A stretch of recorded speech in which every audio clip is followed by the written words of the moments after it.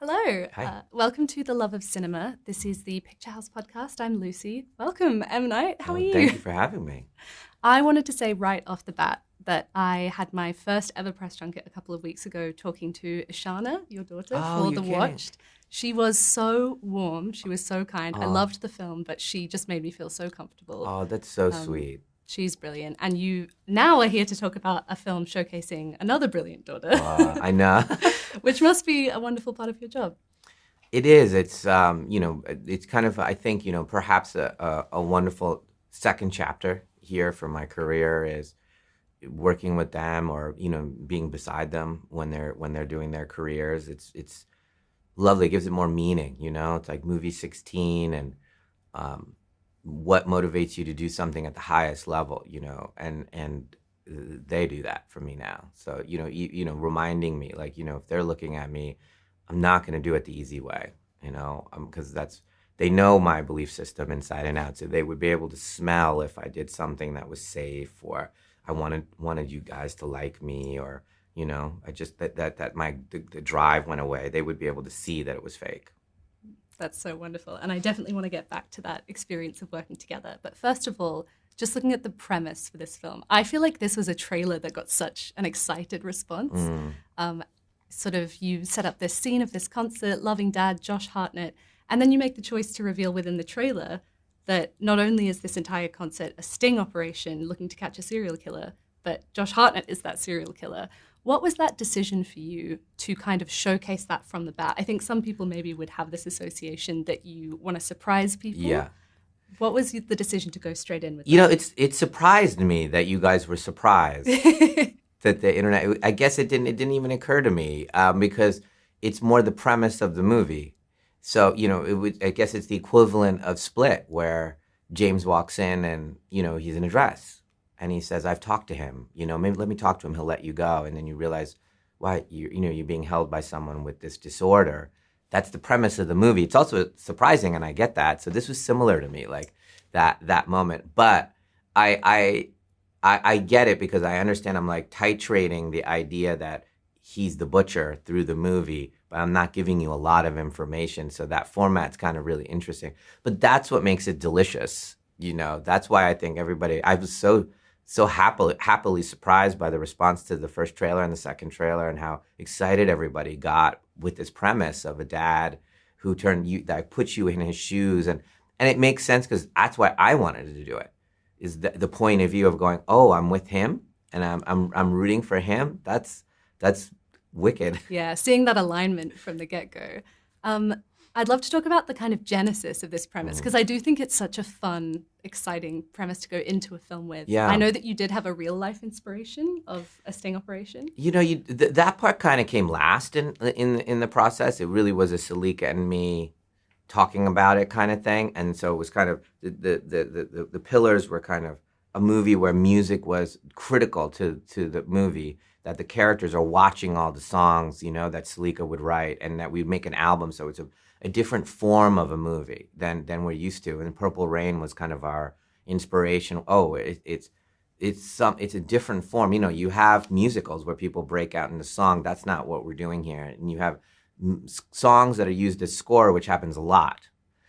And you've seen movies that have one song or two songs, let's say Star is Born or something, where you sing two amazing songs or three amazing songs, but a full album from beginning to end where the characters are watching that was the ghost. That started that way. And then I always loved serial killers and I love the subject. I always wanted to write something about it. It's always been an obsession that can I make a serial killer movie, a different kind of serial killer? So I was like, well, maybe he's a serial killer, or maybe one's loose. Or I was trying to dance around these concepts. Then I remembered this thing from the '80s when I was a kid of these police officers that trapped these criminals by pretending they were going to the Super Bowl, and they were cheerleaders and everything, and so it was very funny. And even when the news announced that they captured all these guys, it was funny. Yeah, it's got this slightly absurd kind Yes. of lilt to it. Like, I think the film has a lot of humor Yes. within it, which I was quite surprised by. Yes.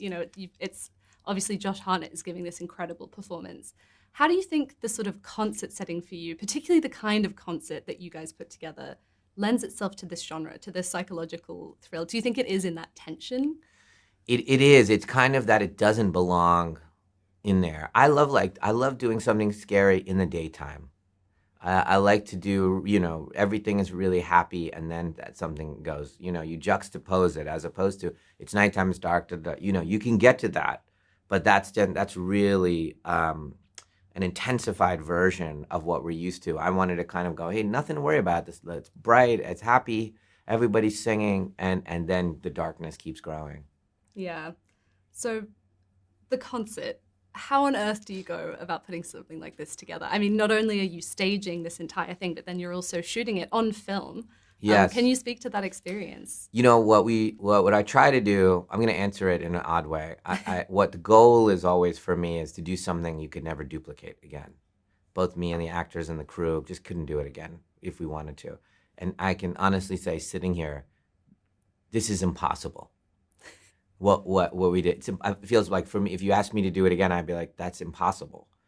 And to some extent, it is. Movies are kind of magic that way. But in this particular case, what Salika did, the writing of the 14 song to performing of it, us doing it live while we were shooting the thriller, doing it in the time frame we did, with Josh killing the performance, over his shoulder, Salika singing, the kids are going crazy. It was all real. I'm live directing the screens and all that stuff.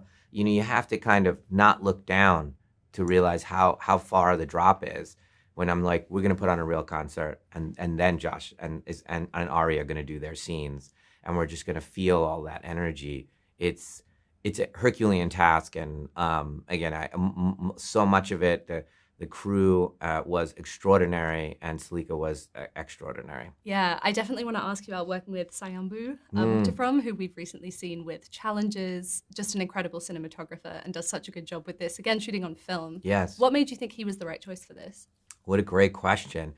It has a heightened quality to it, the movie, right? The kind of, the humor and the absurdity and all that stuff. And what I like is naturalists, the cinematography be natural, and then let those colors play themselves against the naturalism. Wow, that's a real hallway. Those kids feel real. Everything's lit in a more natural way. And Seo, we call him Seo, the cinematographer. Seo lights very naturally, and he understands film. Almost everything he's ever shot is on film, and he knows how to expose it just right. So either Josh's eyes are dark, and then the light from the screen comes, and then you see his expression that you didn't know, and then it goes dark again. All of those things that you don't realize are happening to you because it feels very natural in that space. And he's very good with colors, and so.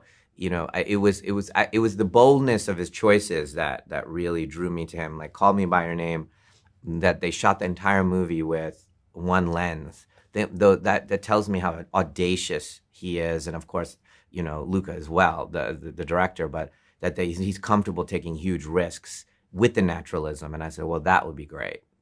We'll be great together, and I loved working with them. Yeah, that sort of intimacy is a really great fit for it kind of helps with the adrenaline and the build-up of everything. And I want to go back to the performances, because this is such a cleverly cast film as well, I think.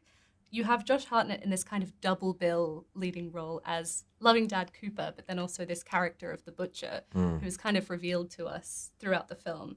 What made you feel that he was going to be the right choice for this? I heard that you two had lunch in Ireland. We did. It was so sweet. I mean, I still remember the feeling. I mean, now Josh is like, he's like a brother. So I'm remembering a Josh that I didn't know, from that time. But it's the same guy, he's just genuine, and he came and he was, so open and genuine and talking about his life. And we talked about our kids and our families and, all of that stuff, and our fears. And the things that make us not feel great about ourselves, and I was like, wow, I feel like we both kind of open up. And then with a director-actor relationship, it's got to be that vulnerable, to be able to, that trusting. And I was like, wow, we already have this. I feel like, and then he was game. He was like, I'm ready to do anything. And I was like, wow, this color of us being so trusting of each other,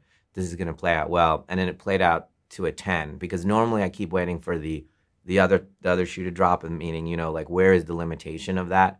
And it never came. You didn't find that place where he wouldn't go. Yes, exactly. Or where there was a kind of him protecting himself. Yeah. Naturally.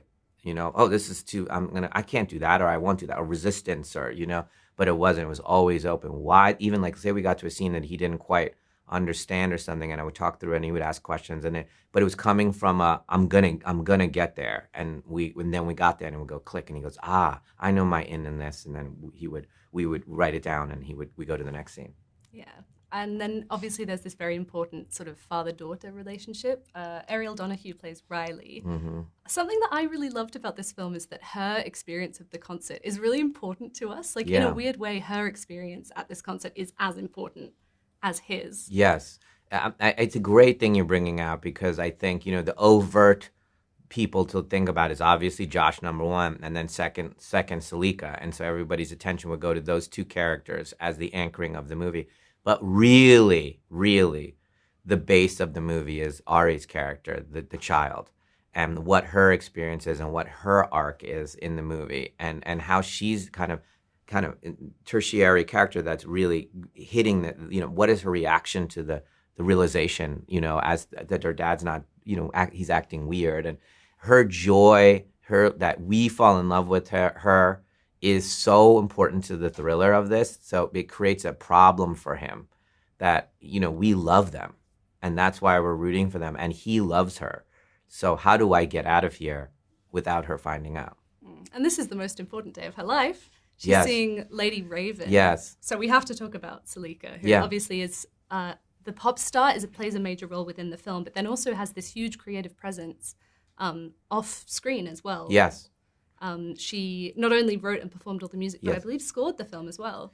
Not the score. The score was done by Herdi Steppendaughter, who's an Icelandic composer. So when you hear like the thriller music, that's from Herdis. But the diegetic music, the movie from the concert's all Salika. So she wrote and composed and performed and produced every song in the movie, 14 songs, and just a Herculean task. I mean, it's that the movie is very much her and me when you walk away. In fact, I would go, it's a triangle. It's her, me, and Josh. When you're thinking about, wow, the color of Trap, when you walk out, it's the three of us, like blooming that way.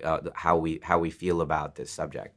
Yeah, something I've always loved about your films is your willingness to do these quite dark, twisty, kind of discomforting stories, but they always have a base in something very real and very emotional. And I think in this one, it's a lot about family and about parenthood. So that must be a really wonderful experience to then work on this so collaboratively. I mean, all about family, ultimately, that's the thing. I think, I think in a lot of my movies, now that I'm thinking about it, there's a little bit of like, there's always a threat to the family in some real or existential way, that they're, the threat to the family. And then sometimes there's a kind of like, superhero, and this would be the villain, kind of pull on the family. And even in Unbreakable, the superhero pull against the family. And so the dynamics of, how do you keep your family intact here is I guess, one of the major themes in the movies. Yeah. I'll ask you one more question. Sure. Which is thinking about the audience going into this film, Yeah. into the cinema. What's the experience that you want people to have with the film?